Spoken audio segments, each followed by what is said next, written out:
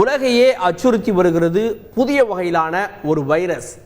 எப்படி பரவுகிறது, என்ன விஷயங்கள் அப்படின்னு நம்ம பார்க்கலாம். கொரோனாவை விட அதிவேகமாக பரவும் புதிய வைரஸ் என்ன, அது எப்படி செயல்படுகிறது அப்படின்றத இந்த தொகுப்புல பார்க்கலாம். பிரிட்டன்ல வேகமாக பரவி வருகிறது இந்த புதிய வகை கொரோனா வைரஸ். இதனால உலக நாடுகள் எல்லாமே ஆலோசனை கூட்டங்களுக்கு அழைப்பு விடுத்திருக்காங்க. ஏன்னா ஏற்கனவே இந்த கொரோனாவுடைய இந்த முதல் அலையில பல வகையிலான பாதிப்புகளை உலக நாடுகள் சந்திச்சிருக்கு. இது புதிய வகை வைரஸ்னால இன்னும் அச்சம் ஏற்பட்டிருக்கு. இது இரண்டாம் அலையினுடைய காலகட்டமா இருக்கிறது. இப்போ இந்த வைரஸ் தன்னை உருமாற்றி கொண்டிருக்கிறது. மியூட்டேட் அப்படின்னு சொல்லுவாங்க.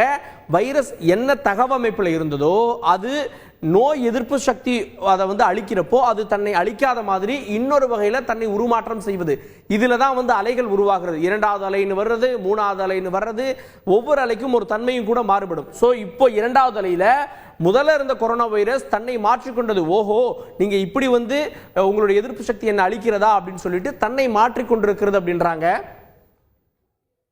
ஏற்கனவே உலகம் முழுவதும் உருவான வைரஸ்ல, அதாவது சீனால வந்தது ஒரு வகையிலான வைரஸ், அதாவது கொரோனா வைரஸ் தான், அதுக்கு ஒரு பேர் இருக்கு.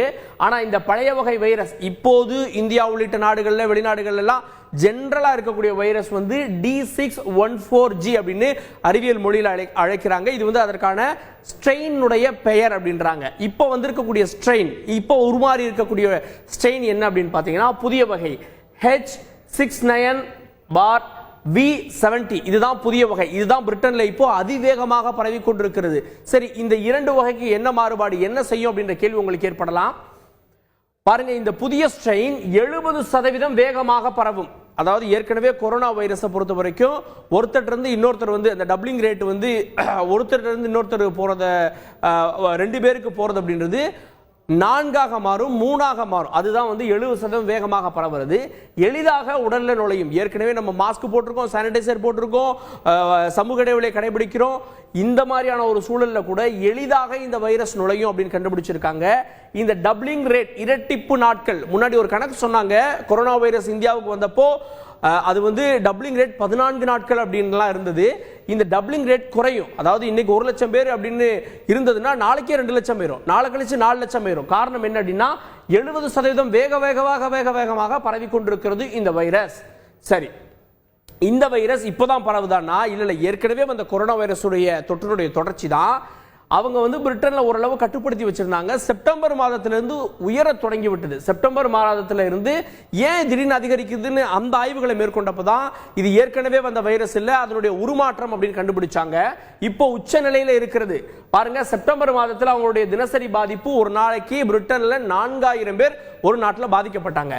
டிசம்பர் 20 நேற்றைய தினத்துப்படி பாத்தீங்க அப்படின்னா 36,000 பேர் ஒரே நாள்ல பாதிக்கப்பட்டிருக்கிறாங்க. 36,000 பேர் பாதிக்கப்பட்டிருக்காங்க.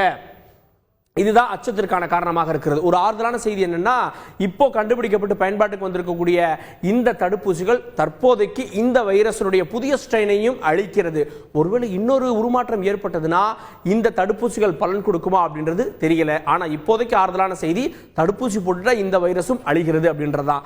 அதனாலதான் இவ்வளவு ஆபத்து இருக்கு அப்படின்னு தெரிஞ்சுதான் பல உலக நாடுகள் பிரிட்டனுடனான தொடர்பை துண்டித்து விட்டன. இந்தியால இருந்து சொல்றாங்க இல்லையா, இந்தியாவுக்கு பிரிட்டன் விமானங்கள் வர தடை அப்படின்னு சொல்லிட்டு 31ஆம் தேதி வரை.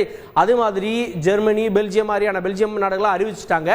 மற்ற நாடுகளும் யோசித்து வருகின்றன. இப்படியே சூழல் சென்று கொண்டிருந்தது அப்படின்ற கருத்துல வச்சுதான் ஃபைசர் நிறுவனத்துடைய தடுப்பூசியை வேகமாக இந்த மாதத்துடைய தொடக்கத்துல டிசம்பர் முதல் வாரத்துல அவசரமாக பயன்பாட்டுக்கு கொண்டு வந்திருக்காங்க. இதுல கேள்வி என்னன்னா, அவசரமாக பயன்பாட்டுக்கு கொண்டு வந்தும் கூட பிரிட்டன்ல மீண்டும் ஊரடங்கு போட்டுட்டாங்க. அங்க கொரோனா தடுப்பூசி மக்களுக்கு போட்டுட்டு இருக்காங்க. ஆனாலும் ஊரடங்குக்கு போயிட்டாங்க. கிறிஸ்துமஸ் புத்தாண்டை ஒன்றாக கூடி கொண்டாட தடை. எல்லாரும் ஒரே இடத்துல கூடி கொண்டாடுவதற்கு தடை. இந்த 2 குடும்பம் 3 குடும்பங்கள் சந்தித்துக் கொள்ளலாம்ன்ற மாதிரியான சில தளர்வுகளோடு சந்தித்துக் கொள்வதற்கான அனுமதியை கொடுத்திருக்காங்க. இப்ப நிலைமையை யோசிச்சு பாருங்க. தடுப்பூசி இருக்கக்கூடிய நாடுகளிலேயே இந்த வைரஸால மீண்டும் ஊரடங்கு போறப்போ, தடுப்பூசி இன்னும் வராத நாடுகள்ல இந்த வைரஸ் வந்துச்சு அப்படின்னா பழைய லாக்டவுனை விட இன்னும் அதீதமான லாக்டவுனுக்கு, ஊரடங்குக்கு செல்வதற்கான வாய்ப்புகள் ஏற்பட்டிருக்கிறது.